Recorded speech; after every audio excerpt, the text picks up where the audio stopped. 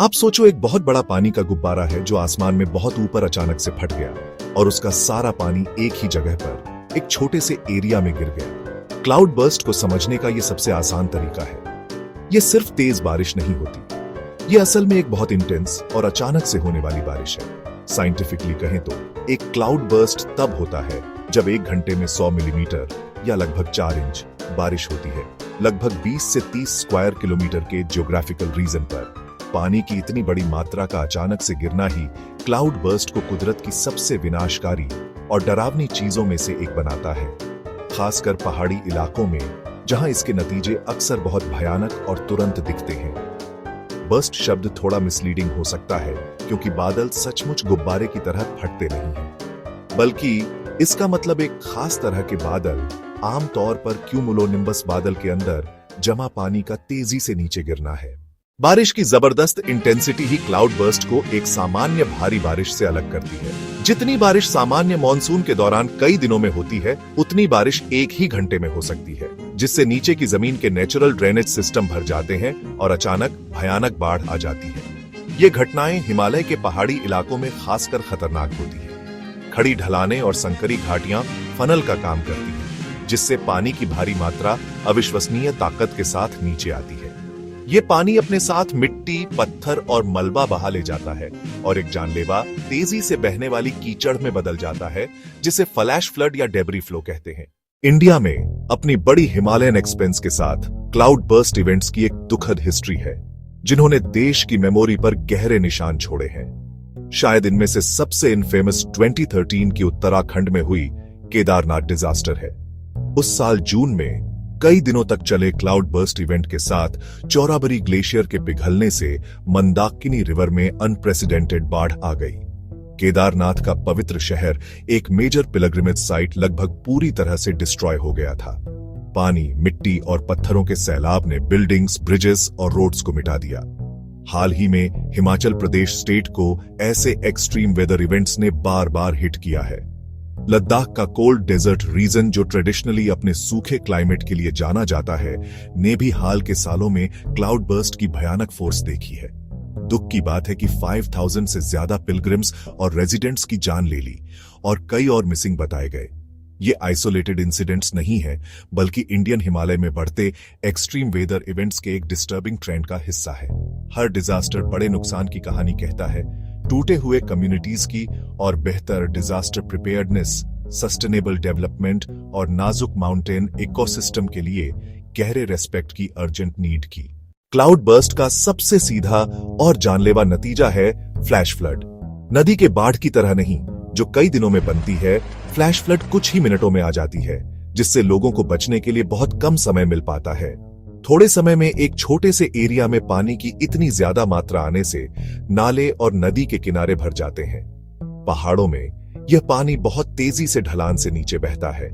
Flash flood से सीधे तौर पर लैंडस्लाइड और मिट्टी का बहाव जुड़ा हुआ है, जिससे तबाही और ज्यादा बढ़ जाती है।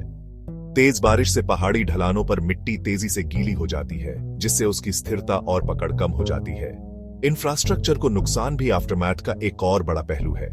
क्लाउड बर्स्ट और उसके बाद आने वाली बाढ़ से अक्सर पहाड़ी समुदायों की जीवन रेखाएं क्रिपल्ड हो जाती हैं। सड़कें बह जाती हैं या मलबे से दब जाती हैं, जिससे पूरे गांव और कस्बे कई दिनों या हफ्तों तक अलग थलग पड़ जाते हैं।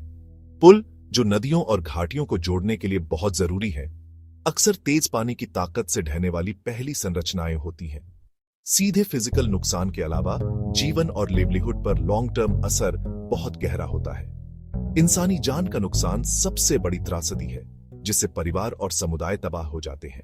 क्लाउड बर्स्ट का एग्जैक्ट टाइम और लोकेशन प्रेडिक्ट करना मेटियोरोलॉजी में सबसे बड़े चैलेंजेस में से एक है, क्योंकि ये इवेंट्स बहुत तेजी से छोटे स्केल पर डेवलप होते हैं। हालांकि साइंटिस्ट्स और वेदर फोरकास्टर्स एटमॉस्फेरिक कंडीशंस को मॉनिटर करने और ऐसी घटनाओं को रोकने के लिए, हेवी रेनफॉल के लिए टाइमली वार्निंग्स इश्यू करने के लिए एडवांस्ड टेक्नोलॉजीज के कॉम्बिनेशन का यूज करते हैं। सबसे प्राइमरी टूल्स में से एक डॉपलर वेदर रडार है। ट्रेडिशनल रडार्स के उलट, जो केवल प्रेसिपिटेशन डिटेक्ट करते हैं, डॉपलर रडार्स क्लाउड के भीतर बारिश की बूंदों की मूवमेंट को भी माप सकते हैं। सैटेलाइट इमेजिंग वेदर प्रेडिक्शन के आर्सेनल में एक और इंडिस्पेंसेबल टूल है। जियोस्टेशनरी सैटेलाइट्स लगातार बड़े एरियाज पर क्लाउड फॉर्मेशंस को मॉनिटर करते हैं। इन रिमोट सेंसिंग टेक्नोलॉजीज को कॉम्प्लीमेंट करने के लिए एक डेंस नेटवर्क के ground based instruments accurate measurement और वेरिफिकेशन के लिए एसेंशियल हैं। साइंटिस्ट्स इन छोटे स्केल इंटेंस वेदर इवेंट्स को बेहतर ढंग से सिमुलेट करने के लिए न्यूमेरिकल वेदर प्रेडिक्शन मॉडल्स को इंप्रूव करने पर लगातार काम कर रहे हैं। क्लाउड बर्स्ट प्रोन रीजन में रहना या ट्रैवल करना, खासकर मॉनसून के दौरान, कांस्टेंट अवेयरनेस और तैयारी मांगता है। सबसे फंडामेंटल सेफ्टी टिप है इन्फॉर्म रहना। इंडिया मेट्रोलॉजिकल डिपार्टमेंट और लोकल अथॉरिटीज द्वारा जारी किए गए वेदर फोरकास्ट और वार्निंग्स पर पूरा ध्यान दें। लेटेस्ट वेदर अपडेट्स के लिए रेडियो, टेलीविजन या भरोसेमंद मोबाइल ऐप्स का इस्तेमाल करें।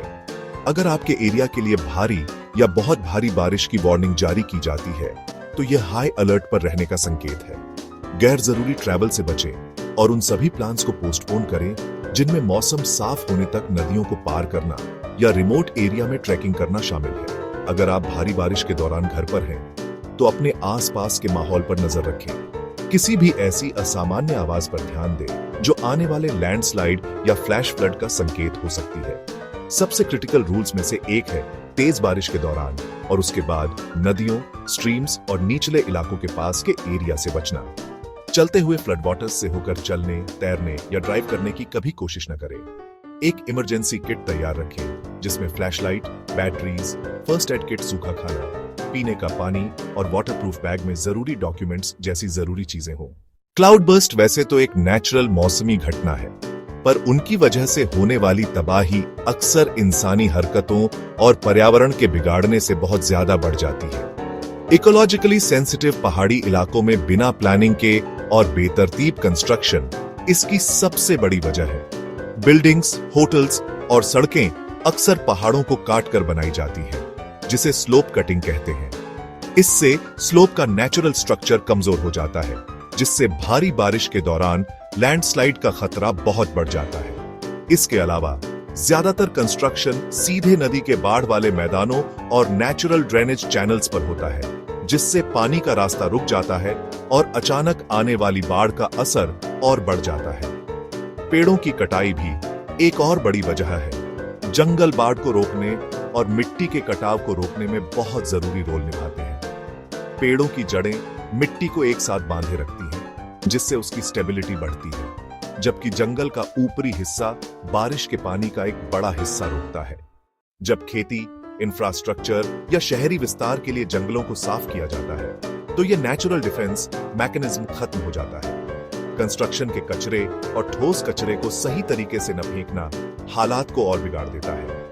ग्लोबल इंसानी हरकतों की वजह से हो रहा क्लाइमेट चेंज भी एक बड़ी समस्या है, जो इसमें एक रोल निभा रहा है। इससे एक बुरा साइकिल बन जाता है। हमारी हरकतें लोकल एनवायरनमेंट को खराब करती हैं, जिससे वह कम मजबूत होता है। 2013 की केदारनाथ ट्रेजेडी इंडिया का सबसे खतरनाक केस स्टडी है, जहां कुदरत का गुस्सा और इंसान की कमजोरी मिलती है। ये इवेंट 16 जून 2013 को शुरू हुआ था, जब उस एरिया में एक बहुत बड़ा क्लाउड बर्स्ट हुआ।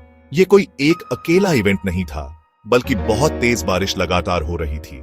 इस जबरदस्त बारिश से चौराबाड़ी ताल, जो शहर के ऊपर एक ग्लेशियर लेक है, उसका मोरेन डैम टूट गया। इससे पानी, बर्फ और मोरेन डेब्रिस की एक डरावनी दीवार नीचे केदारनाथ मंदिर की तरफ बह निकली, जहां बहुत सारे पिलग्रिम्स थे। तबाही बहुत तेज और पूरी थी। फ्लैश फ्लड, जो पानी और डेब्रिस का एक डरावना मिक्स था, मंदाकिनी नदी घाटी से बेहिसाब ताकत से गुजरा। इसने रामबाड़ा शहर को पूरी तरह से मिटा दिया। उसका कोई नामो निशान नहीं बचा। इंसानों का नुकसान बहुत ज्यादा था। डिजास्टर के टाइम घाटी में हजारों पिलग्रिम्स और लोकल वर्कर्स थे। ऑफिशियल फिगर्स के हिसाब से 5000 से ज्यादा लोगों की मौत हुई, लेकिन बहुत से लोग मानते हैं कि असल नंबर इससे कहीं ज्यादा था। केदारनाथ की ट्रेजेडी एक कड़वी वेकअप कॉल थी, जिसने डिजास्टर मैनेजमेंट में खतरनाक कमजोरियों को उजागर किया। इन्वेस्टिगेशन से पता चला कि नदी के किनारों पर बेतरतीब अनरेगुलेटेड कंस्ट्रक्शन ने नदी के नेचुरल फ्लो पार्ट को बहुत ज्यादा रोक दिया था। क्लाउड बर्स्ट की यह डरावनी हकीकत इंडियन हिमालयन लाइफ का एक इंसेपरेबल पार्ट है। ये कोई अजीब घटना नहीं है, बल्कि एक नेचुरल फेनोमेनन है, जिसकी डिस्ट्रक्टिव पावर एनवायरमेंटल चेंजेस और ह्यूमन एक्शंस से बढ़ रही है। जैसा कि हमने केदारनाथ, हिमाचल प्रदेश और लद्दाख की ट्रैजिक घटनाओं से देखा है, अनप्रिपेयर्ड होने की कीमत खोई हुई जिंदगियों, टूटे हुए समुदायों और तबाह हुए लैंडस्केप्स में मापी जाती है। हम बादलों को इकट्ठा होने या बारिश को इतनी तेजी से गिरने से नहीं रोक सकते हैं, लेकिन हम इस खतरे से निपटने के तरीके को फंडामेंटली बदल सकते हैं। इन डिजास्टर्स के इम्पैक्ट को कम करने की शक्ति नेचर को कंट्रोल करने में नहीं है, बल्कि अवेयरनेस, प्रिपेयर्डनेस और उसके लिए रेस्पेक्ट की कल्चर को बढ़ावा देने में है। रेजिलियंस बनाना हमारी सबसे पहली प्रायोरिटी होनी चाहिए। इसकी शुरुआत लोकल कम्युनिटीज को नॉलेज के साथ एम्पावर करने से होती है। साथ ही हमें पहाड़ों में डेवलपमेंट के अपने अप्रोच को क्रिटिकली री-इवैल्यूएट करना चाहिए। Sustainable development in fragile zones में सर्वाइवल के लिए एक चॉइस नहीं, बल्कि एक नेसेसिटी है। अल्टीमेटली क्लाउड बर्स्ट के रिस्क के साथ जीना एक कलेक्टिव रिस्पॉन्सिबिलिटी की डिमांड करता है। यह एक रिस्पॉन्सिबिलिटी है जिसे government agencies, scientists, civil society और हर इंडिविजुअल सिटीजन शेयर करते हैं। इन्फॉर्मेड रहकर, प्रिपेयर्ड रहकर, रिस्पॉन्सिबल चॉइसेस करके और सस्टेनेबल पॉलिसीज के लिए एडवोकेट करके हम अपनी वल्नरेबिलिटी को कम कर सकते हैं और सेफर कम्युनिटीज बना सकते हैं। पहाड़ मैजेस्टिक है, लेकिन वे हमारे रेस्पेक्ट की डिमांड करते हैं। आगे का रास्ता विजिलेंस, अडेप्टेशन और एक डीप सीटेड अंडरस्टैंडिंग का है कि हमारी सेफ्टी उस एनवायरनमेंट के हेल्थ से इंट्रिंसिकली लिंक्ड है जिसमें हम रहते हैं। अवेयरनेस सिर्फ इंफॉर्मेशन नहीं है, यह सर्वाइवल की ओर पहला और सबसे पावरफुल स्टेप है।